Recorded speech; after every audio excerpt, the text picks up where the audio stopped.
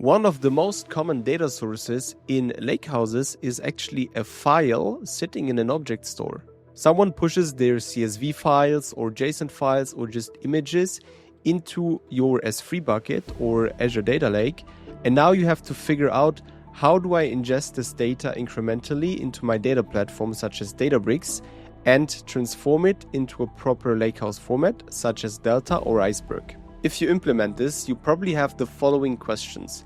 How do I figure out which files have I already processed?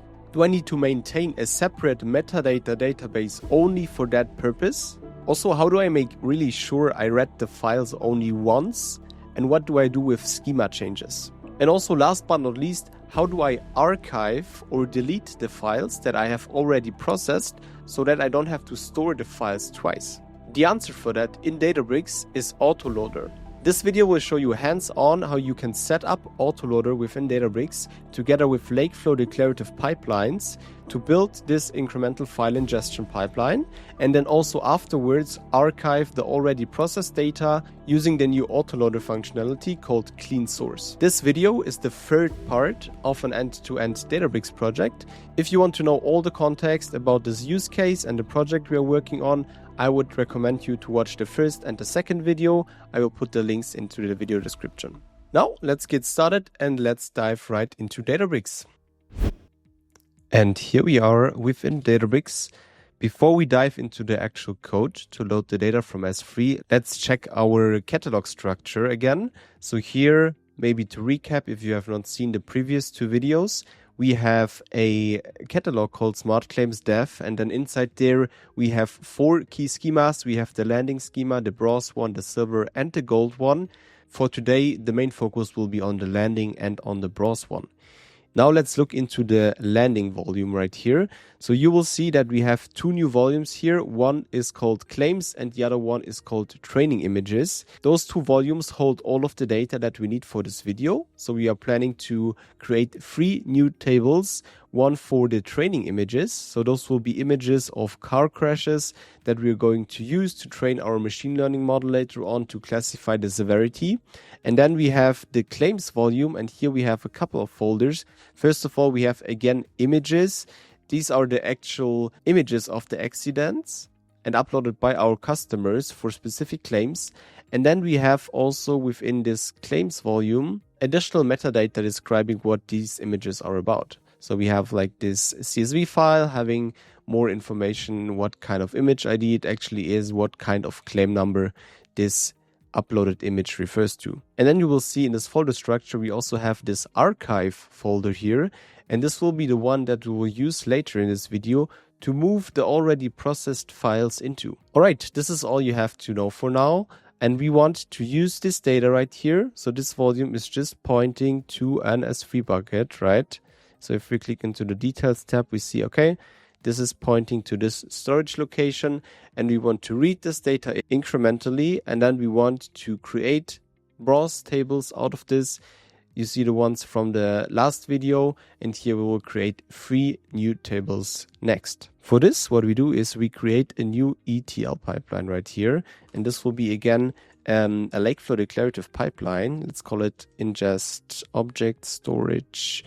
And we select our catalog as well as the schema, and in this case the browse schema, because we want to write into this one. And then we create an empty file for now. And there we go. Now we are again in the new LakeFlow declarative pipeline UI that you see that you can enable in the preview settings. And now we want to create those 3 tables that I just described, those 3 browse tables. And for each of the tables, we will explore different autoloader functionalities, and we start with the most basic example. Now we zoom in a bit, and then we start by specifying some metadata about our target table. So we start with the training images. We add a comment here as well, and then we also add this table property describing it's a browse level table. And now the implementation of Autoloader is actually the most minimal implementation that you can have. So all we do here is we are reading the stream and putting as a format cloud files right here. And this basically means that we are going to use Autoloader under the hood to incrementally read the files from the specified location. We do one more configuration. We set the format to binary file as we are dealing with image data right here. And then we specify the volume path, and this will be the one that we have just seen, where we have all of our image data that will be used later on for training purposes. We don't do any fancy stuff here like archiving files or handling schema evolution. This we will look into next as well. But for now, let's just execute the most minimal configuration right here. Typically, if you work with Autoloader outside of the declarative pipelines, you would need to make some additional configurations, such as setting the checkpoint location, the schema location. Here it's all handled for you. So really all you have to do is specifying where you want to read from, and that you want to read in the format cloud files, and that's it. There we go. The cluster is up and running. The pipeline is being executed, and we are reading from our object store. And we will probably see here a few written records. There we go. We have 56 written records right here. So this means we have now successfully created this table and have read the data from the object store. Now, if we would add more data into this S3 bucket and re-execute this pipeline, it would automatically figure out what has already been read and only read and ingest the new files right there. We will see this for the next table in action. But for now, let's also quickly check if the table was actually created in the Unity catalog. For this, we will jump over here and have a look into our browse. And there we go. We see the training images. We see that we have the path right here. We have the content, which is the actual image representation in binary format, and also some additional metadata right here. Cool. That was a very simple example. Now let's look into some more advanced autoloader functionalities as well. First of all, for the next table, let's look into schema evolution, right? So we ingest now the metadata of the images. And we will look into how we can handle schema of evolution for example, CSV files. For this, first of all, let us paste some code here. And this is really exactly the same code that we have seen earlier, just pointing to another subfolder in our volume and creating another table. So this will be the claims images metadata. And in this case, it's CSV files, right? So for now, it's exactly the same what we have seen right now. And here, I want to elaborate a bit more on the schema evolution. So one parameter that you do not see here because it's set by default is this one right here. So cloudfiles.schema evolution is set by default to add new columns. So this means if I run this pipeline to ingest the data, and then on the next run, I have added for the new records another column, right? It will add it automatically also to our Delta table schema. So now let's try this out, right? We will run this pipeline right here, and we will create this claims images meta table. And for now, we keep it with the default with like the schema evolution mode set to the add new columns right here. And there we go. This one is also being created. And instead of going into the Unity catalog, we can also just see some sample data right here. So there we go. We have this table successfully inserted right here. And now what we want to do is we want to add some more data into the S3 bucket with a new column. And this data will look like this here, but with the difference that it will have another column. And we will see how the behavior is with this default configuration first of all, and then we will make some changes to that. Now to do that, I will do the following. I will go to the Unity catalog, go into the claims metadata, and then right here, I will upload some data. So I can do this right from Databricks instead of going through the AWS console. In there, I will upload a record right here. We will also have a look into it in a second. So if we open it, we see it's just one record.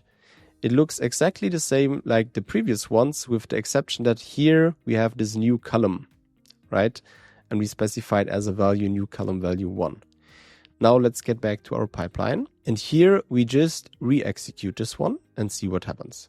So now we see for the first time, we see the actual autoloader functionality as it knows now, okay, the first file we have already processed and ingested, and now it will only ingest basically the new file. So for written records, we should see just 1 right here, as our new file has only one record, right? There we go. This is exactly what we see right here. And now if we have a look at the data again, we will see that we have a new column here that is set to null for most of the records, but there should be one record that has a value here, the one that we just uploaded into the S3 bucket.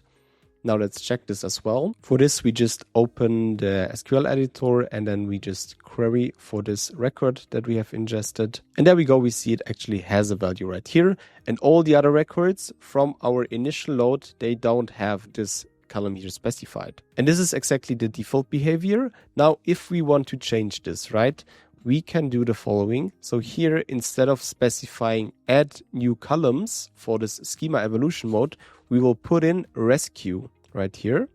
And now we will see how this behaves with a new file being uploaded. For this, again, same procedure. We go into our volume and we upload yet another file right here. Let's see how it looks this time. It's again just one new record, but in this case, it does not only have this new column here, new column 1, it has even one additional column, new column 2, that was not there before, right? Not even in the second file that we uploaded that already had this new column 1. This new column 2 is something completely new. Now with the previous behavior, it would again just put this new column into the actual schema, and then it will put lots of null values for all the records except this one that we just inserted. But now as we changed the configuration to put the Schema Evaluation mode to rescue, it will behave a bit differently. So now if we re-execute this one, again, we have one record written. So this is the new one coming from our latest file. And now if we click into the data, we see here that we do not have this new column 2. Instead, what happened, it will use now this rescued data column right here to put in all the values that are different from this other schema that we have right here. Now to make this more clear, we go again back to our SQL editor. And there we query now for this new record. And you will see this one has the new column 2, this time in the rescued data right here, right? And any new column that we will add will land now in this rescued data one right here, instead of adding actual new columns as we have seen with the default previous behavior. And this is how you can control basically schema changes using Autoloader. All right, now if we check the Unity catalog, we have not only the training images, but also the claims images metadata successfully ingested right here. And now as a last step, the accident images are missing. And for this, we want to explore this new autoloader functionality to automatically either archive or delete files once they have been processed. And for this, we see in the volumes, if we click into the claims one again, we see we have already created this archive subfolder right here, which is currently empty. This is where we would like to move our already processed data on automatically. Why would we do that? So this could be either a place where we temporarily keep all the files and then later on we delete them, or this could be just a place where we archive everything, and this could be another storage tier that is cheaper on the cloud level, right? In this case, we will not use the declarative pipelines anymore, but we will use plain PySpark code. For this, let's switch to a notebook and let's see how it looks like. So first of all, I will paste a bunch of paths and configurations and stuff. So I have here different kind of paths. I have the source path, I have the archive path, and you will also see we have this metadata path right here. Because currently we were working with declarative pipelines, lots of things were abstracted away from us that are typically needed to configure in this autoloader pipelines if you're working with the normal imperative Spark code. You will see this in a second. So now what I would like to do is I create a new variable right here where I paste all the new configurations that we now need to achieve this archiving mechanism. For this, we use the new Cloud Files functionality called cleanSource, and it has 3 different parameters that we need to set here. First of all, the cleanSource type right here, we set it to move, right? Because after the data has been processed, we want to move it to another destination. The other alternative here would be to set this to delete. So after files have been processed, you would like to delete them. In this case, we would like to move them. Then for the next parameter, we specify after which time we would like to move them. In this case, we set it to 1 minute. So 1 minute after we process the files, we would like to move them to the destination that we specified here, the move destination. And this will be the archive path right here. And this is what we just have seen in the volumes, basically the subfolder called archive. And then we paste a bunch of more code here to do the read and to write it out into a target table. It looks very similar to the declarative pipeline code that we have seen. We are also pasting here those archive configurations that we have just set. And for now, we will do it in available now true mode, meaning we execute this on a batch, right? It will not run in a continuously running streaming pipeline. So now I will just execute it right here and we will see what happens. All right, the pipeline did just run now. We see it was successfully executed. And now if we check the Unity catalog and go to the bronze schema and then refresh it, we should see right here this new claim images table that we have now. Now, if we check the claims volume right here and then we go into the archive, we see our files have actually been moved right here, right? So it all worked successfully. Sometimes you need to re-execute this pipeline because here the retention duration is set to 1 minute, right? And if this is taking less than a minute, then it would probably not move the files and you would need to re-execute this whole pipeline. But in like a production scenario where you anyways probably have a scheduled pipeline that runs maybe several times per day, then in one of the runs, it would definitely pick up this task and move the files to the destination target. All right, and that was already it. So in this video, you saw how you can use Autoloader to very efficiently load incremental data from an object store and also do things like archiving your processed data automatically. Now, in the last 3 videos, we have ingested data from a streaming source, from a relational database, and now also from an object store. And then in the next video, we will look into how to process this data, how to apply data quality checks, and how to orchestrate the whole pipeline. Let me know in the comments what you think, and then I see you in the next video.